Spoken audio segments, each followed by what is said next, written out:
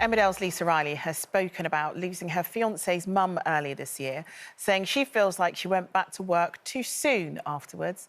She said, "I shouldn't have gone back to work so quickly, but what I wanted to do was to carry on regardless. I now realise it was the wrong thing to do." Is that something that you can identify with, Den?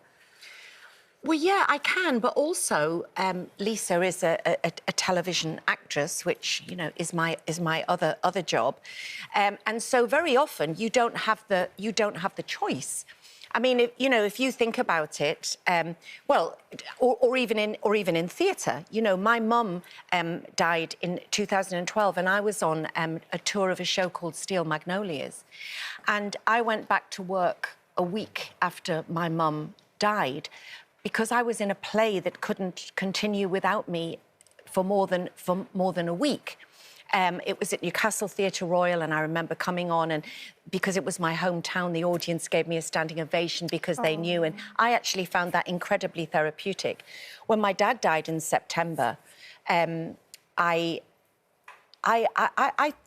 in this job, obviously, you could take longer time off. But I think when I came back, I was ready to, because everybody on the panel and the viewers at home had shared in my dad's story. But I do remember, because my dad's funeral was such a celebration of life, that all of everybody wore those crazy suits that my dad used to wear, and we had the coffin wrapped in pink glitter because it was so my dad.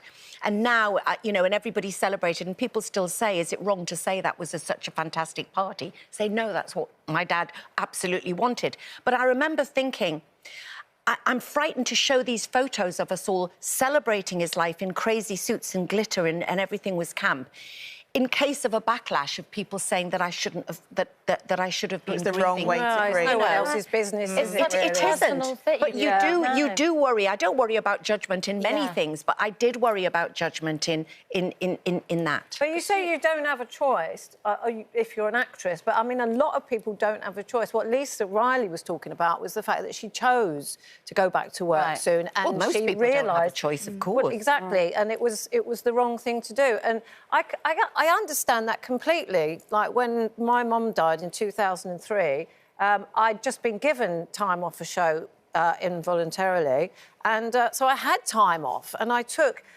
about over a year, I think, where I didn't do anything. Was it long enough then? It was more than long enough, and I kind of made a conscious decision to bore myself in a way with my own grief, but I processed it and I got through it. Yeah. Whereas, other people I know who've dealt with family members, close family members, die, and have gone straight into, I'll get back to work, I'll pretend this isn't happening, I'll take some antidepressants, whatever, and it's not right, because you're not dealing with the actual loss and the grief. It's so personal, though, isn't it? Because for some people, going back to work could be purpose, welcome, distraction. I think it's about going back to being everything normal. So you might still be able to go into work, but should you be going out drinking every night, pretending to be happy? That's like what you say, it's kind of bottling it up. Yeah. It will explode. Because life isn't normal again. No, so go back to normal. You get used to it, but it's not normal. It also depends on how, I've been free, touch wood, of a depressive episode since 2019.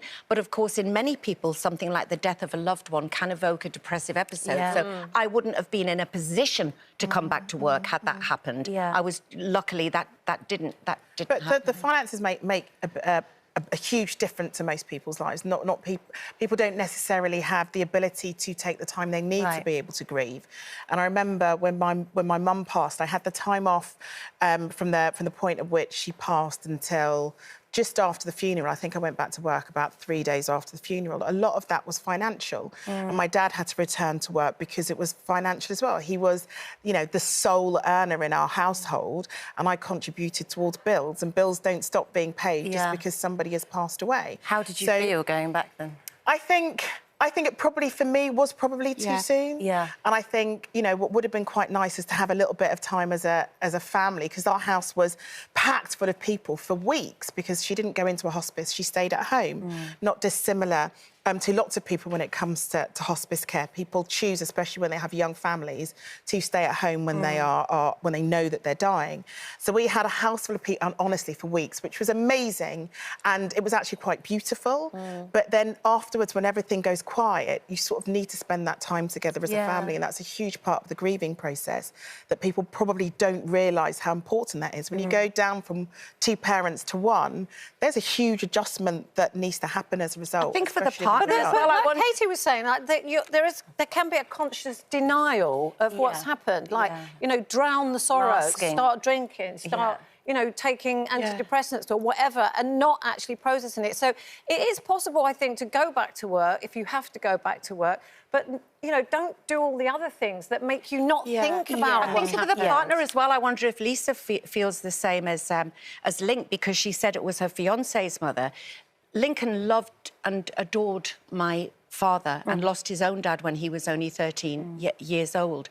And, you know, for him, his was all about keeping my head above water and not processing his own grief. And actually, he fell to pieces quite considerably after, because he hadn't allowed that to, you know, to happen. And I know that there's loads of people that are getting in touch, thank you so much, but loads of you are getting in touch and talk about the fact that their workplaces don't give them the time off to be able to grieve. Leave. And perhaps, you know, it's looking at giving more compassionate leave to people, because if you're given that space to grieve, emotionally, mentally, physically, you're in a can be in a far better place when it comes to returning into the workplace. Well, it's better for your employer if you're given that grace. You know? Absolutely.